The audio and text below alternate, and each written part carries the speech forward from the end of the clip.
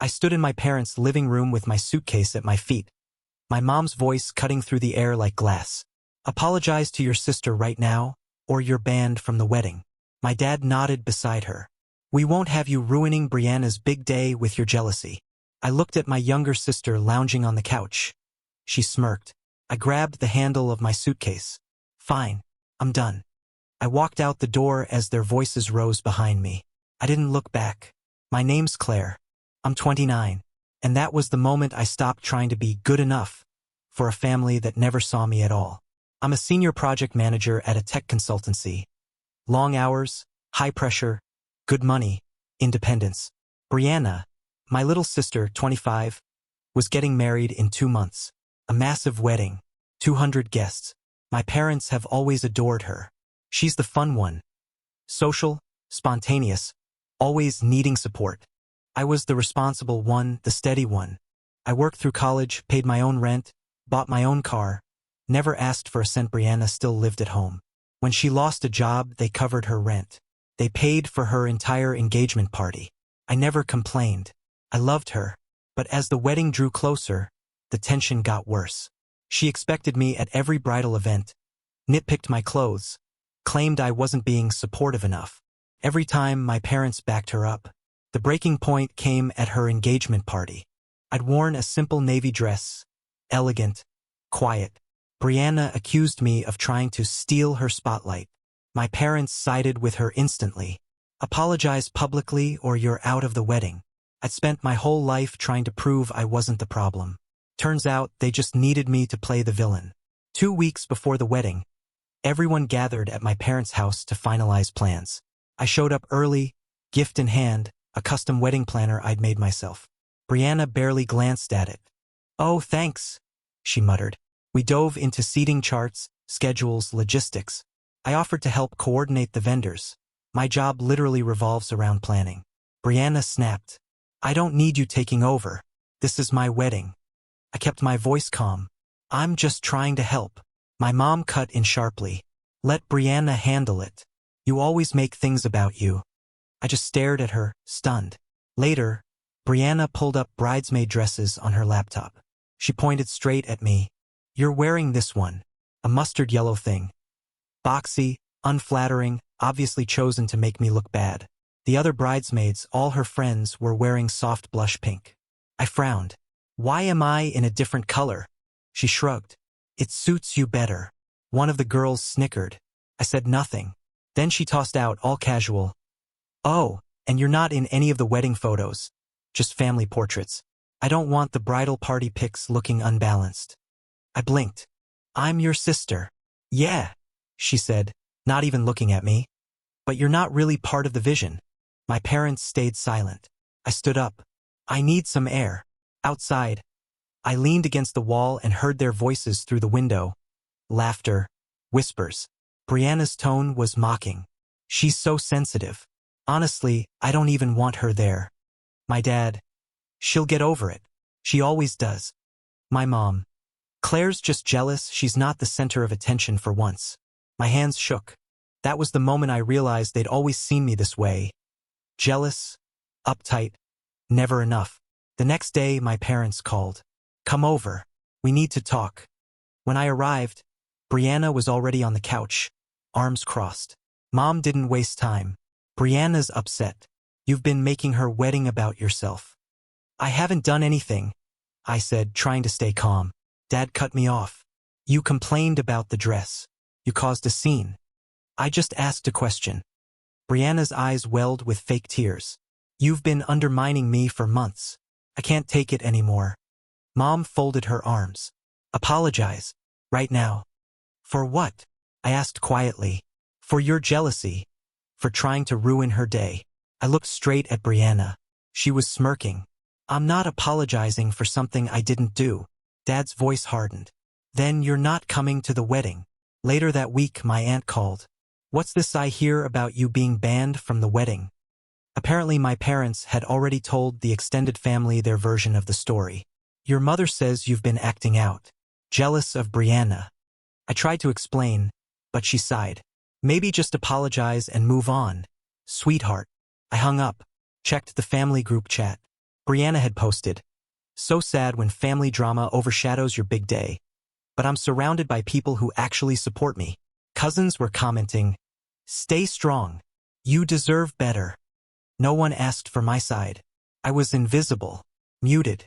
Then my parents called again. "We need to talk about the wedding gift." I'd planned to give $2,000, generous, within reason. Dad's tone was firm. "Brianna mentioned you're giving $5,000. We're counting on it for the honeymoon upgrade." I froze. "I never said that." Mom interrupted. "It's the least you can do after all the stress you've caused." "I'm not giving anything if I'm not invited," I said flatly. Brianna grabbed the phone, yelling, "You're so selfish. This is my wedding." I hung up, shaking. They were trying to guilt me into funding a wedding I wasn't even allowed to attend. But they had no idea I'd already made my decision. I wasn't just skipping the wedding. I was leaving everything behind. I had savings, real savings. Over $30,000 saved, my emergency fund, my travel fund, my freedom fund. And my job allowed remote work. I could literally do my job from anywhere. For years I'd dreamed of a solo trip, and now I had my reason. I booked 2 weeks at a luxury resort in the Maldives, flying out 3 days before the wedding. It cost me $8,000, the same amount I would have wasted on bridesmaid expenses and a wedding gift. I told no one. The night before I left, I sent a single text to my parents and Brianna. "I won't be apologizing. I also won't be attending. Enjoy the wedding." Then I blocked all their numbers. And quietly, I removed myself from every family account, the shared phone plan, streaming subscriptions, cloud storage. I'd been paying for all of it for 3 years, about $4,000 a year, and they'd never even noticed. Before leaving, I handed my apartment keys to my best friend, Elise. She hugged me tight. "You're really doing this?" "I have to," I said. "I can't keep shrinking for them." She smiled. "I'm proud of you. Send me pictures." I also told my boss I'd be working remotely. She didn't hesitate. "You've earned it." My parents thought I was bluffing, that I'd show up at the wedding last minute, tail between my legs. Meanwhile, Brianna kept posting her countdown photos. 3 days until the best day of my life. The day before the wedding, they tried calling again. My number was disconnected. I'd switched carriers. My mom even showed up at my apartment. Elise answered the door. "She's traveling," Elise said. "Where?" She didn't say. I could picture their panic. On the wedding day, the realization hit. I was actually gone. Brianna was furious. Family members kept asking where I was. My parents lied. She had a work emergency. But then my cousin spotted my Instagram story. A shot of a Maldives beach, turquoise water, white sand. Caption: "Finally putting myself first." The family group chat blew up. Relatives started asking questions. The perfect wedding facade cracked. When I came home 2 weeks later, sun-kissed, rested, happy, my parents showed up unannounced. Dad's face was red. "Do you have any idea what you did?" I stayed calm. "I took a vacation." Mom's voice trembled. "You humiliated us." Brianna was devastated. I shrugged. "She banned me from her wedding." I moved on. Brianna was there too, still playing the victim. "You ruined everything." I pulled out my phone, opened screenshots. Group chat messages they thought I hadn't seen. Texts where Brianna mocked me. Financial records showing I'd paid for the family phone plan, streaming, and storage for years. "I covered $4,000 a year in family expenses," I said evenly. "I canceled everything before I left." Their faces went pale. Dad stammered, "You were helping the family." "No," I cut in. "I was being used. There's a difference." Mom tried to recover. "We didn't mean." I stopped her. "You told me I was jealous, selfish, ruining her day. I wasn't any of those things. I was just done." Brianna's voice softened. "You're still my sister. And you treated me like I didn't matter," I said quietly. "So I left." I showed them photos from my trip, me smiling, free, alive. I spent $8,000 on myself. Best money I ever spent. They stood there speechless. I met my father's eyes. "I'm not apologizing. Not now.